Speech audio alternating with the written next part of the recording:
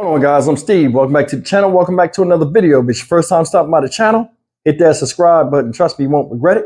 You're a returning subscriber as always, guys. Welcome back, and I do appreciate the support, guys. Listen, I've been covering the story of the July 4th mass shooting out there in Chicago, Illinois, in which 2 women lost their lives and 3 of the children were critically injured, in which a third child, well, not a third child, one of the 3 children, the oldest that was one of the children shot, the 8-year-old, tragically lost his life. He's yet to be identified. May all 3 of these victims rest in peace. But that wasn't the only shooting out there in Chicago yesterday. Guys, I looked up a stat and I saw it earlier, and it said there are 2 mass shootings a day in America. Nationwide, there are always at least 2.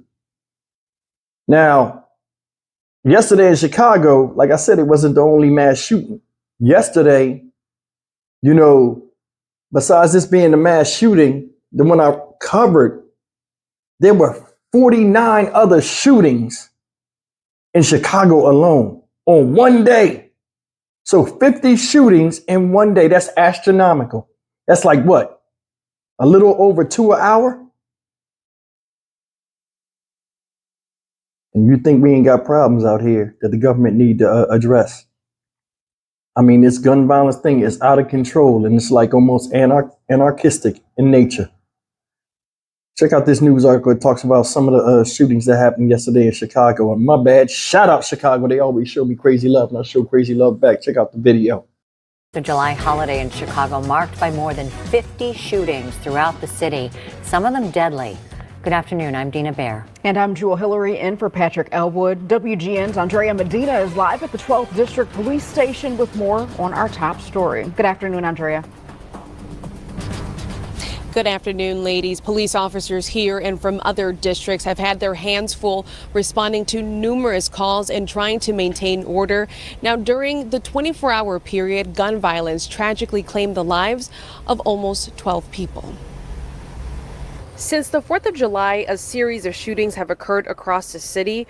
Roughly 54 people have been struck by gunfire and 11 have been killed. I still need more cars. 1314 West Hastings for a large crowd. I've got 3 people shot right now over in that location. I still need more cars. Just after midnight on Friday, Chicago police responded to a shots fired call in the Abla Homes housing complex in Little Italy near Troop and Hastings.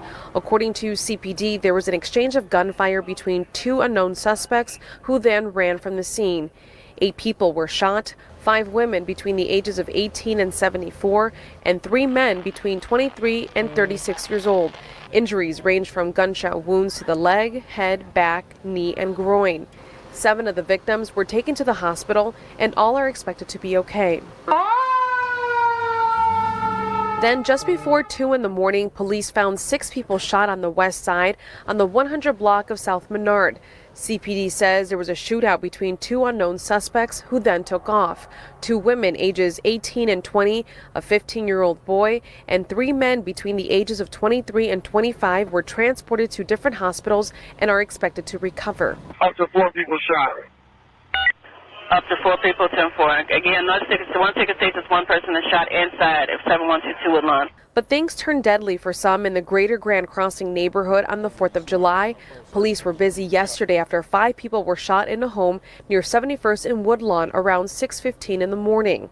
Neighbors say men in ski masks got out of 2 vehicles and fired into the home, killing 24-year-old Capri Edwards, who was shielding her 1-year-old child. Her aunt, 46-year-old Nikisha Strong, also died. 3 sons of the victims, ages 5, 7, and 8, were also shot and were in critical condition at Comer Children's Hospital. The 8-year-old boy has died. Police believe the shooting stems from some sort of personal dispute. Strong's 19-year-old son was awakened after gunfire blasted through their home and describes what he saw when he went to check things out. I just woke up, went upstairs, and I just saw a massacre of everything, you know. So it was very vivid for the mind for me to just see everything. It was crazy. Let's come together. Let's stop it all. We know it's senseless. We hear it every day. But if we don't work together, it won't stop. In these 3 cases, police are still looking for the shooters. Now, tonight at 7, violence prevention workers will be gathering in the Greater Grand Crossing neighborhood back at yesterday's mass shooting location, just to be able to de-escalate any tensions out there and be able to promote peace. We are live outside the 12th District Police Station. Andrea Medina, WGN News. Hey guys, more casualties and more victims of gun violence. It's a damn shame. We continue to push the stereotype about us. I don't know if all of these stories was involving black folk, but some of them was. We're going to keep it real. The amount of vitriol and hate we have for each other is astronomical. The simplest thing can turn into bloodshed by way of the gun. I was looking at a documentary about gunshot trauma centers. They said 92% of gunshot victims or gun violence is because boils down to a feeling of disrespect. Respect is, and disrespect can be up for debate sometimes. It can. And what I mean is somebody could feel disrespected and it could be something that's as innocent as stepping on somebody's shoes or bumping into them. Sometimes a sorry is not good enough. There are people out here that are compelled to do something to somebody when they feel the smallest slight is impressed upon them. There's no more conflict resolution. You gotta cause bloodshed. You gotta hurt somebody. This is crazy.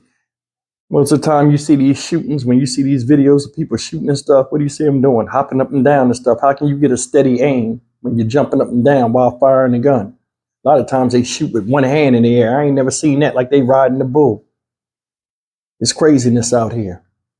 Guns don't make you powerful. Powerful is having a gun and knowing when to use it and controlling yourself before you have to get in the position to use a gun. We are our own worst enemy, and we are our own population control. And we're doing such a good job.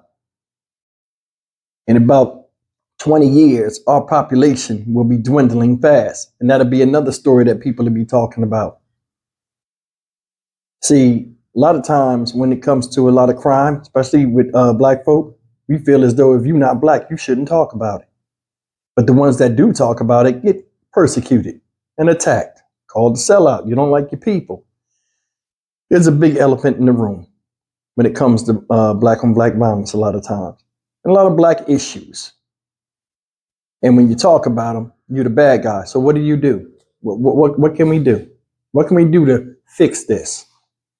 Somebody left a comment said yesterday, oh, you always talking about something, but you don't do nothing. You talking about it is doing something. That's the first step, dialogue. Some people don't see it that way. I'm against anything where people kill each other senselessly, especially black folks, because I'm black. You know what I'm saying? That bothers me. It does. It bothers me that we're last in America as far as a social class.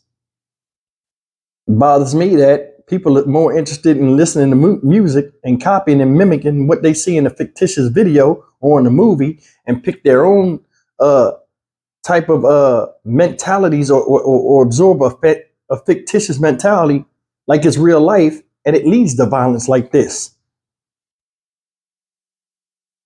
It angers me that we don't value education. It bothers me that a lot of us don't read anymore to slow our minds down and retain knowledge that's beneficial for us better tomorrow.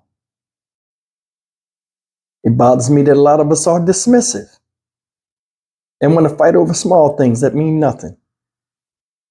And what really bothers me is there's no difference in the mindset of a 35-year-old man and a 15-year-old nowadays. Nobody respects children. They don't. They do things that put them in a position where they're bad role models for people looking up to them, and then they're dismissive and saying, oh, I don't ask somebody to do what I do, but you put yourself on social media and all these other places for these other kids to look up to you. Children don't do what you say, they do what you do. So if somebody likes you and idolizes you and thinks you're cool, they want to be what? Like you. And if you're portraying yourself on TV as a mindless idiot that's bloodthirsty, don't care about nothing, and selfish, what do you think is going to come out of it? It's crazy, man. Bunch of people dead. Bunch of people in the hospital now. Most of the people that were shot wasn't even intended targets a lot of times. Make it make sense. Stock Market Steve for the Dynamic Reason channel. As always, like, comment, share, and subscribe. We got to do better, man. I'll see you in the next video. Take care.